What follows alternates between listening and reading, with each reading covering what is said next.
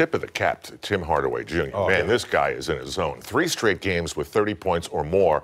Tonight he was grabbing the key rebound. He was boxing out. He was hitting shots.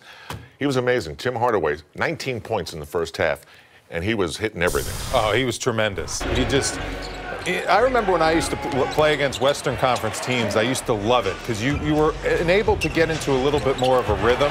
It's a little more free-flowing.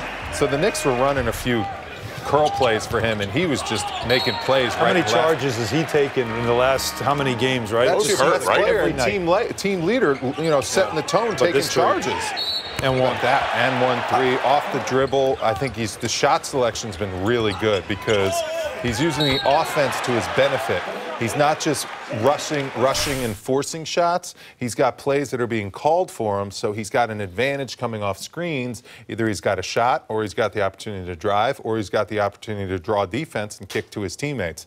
He's showing the absolute total package. This guy's just balling out. And on the defensive end of the floor, I thought he was pretty good in the fourth quarter on McCollum and Lillard when he was on him. What we're seeing is a guy who knew this season early on with no Kristaps Porzingis was going to get the basketball. Yes. What we're seeing is the result of him putting in the work in the offseason, a pro's pro. You and I were talking in the studio at halftime. The Knicks were shooting 50% from 3. Yeah. We know the Knicks are not a 50% shooting team from 3.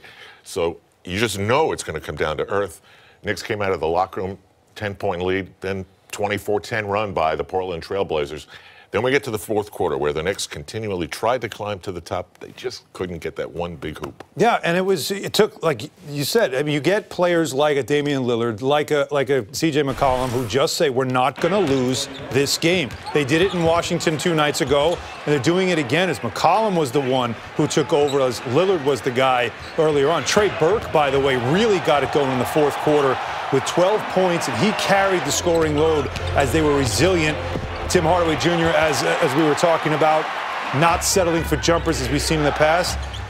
But these shots, I mean, that's elite talent making elite talent plays.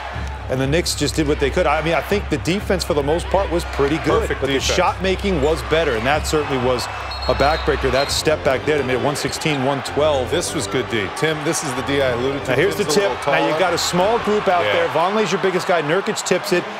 Trey Burke is the one that was guarding Turner there, and Turner's just way bigger than him and got to the offensive board, and huge offensive moment there. Again, the Nurkic just tipping that. If that ball just goes the other way, the Knicks might get that rebound, but that's the game.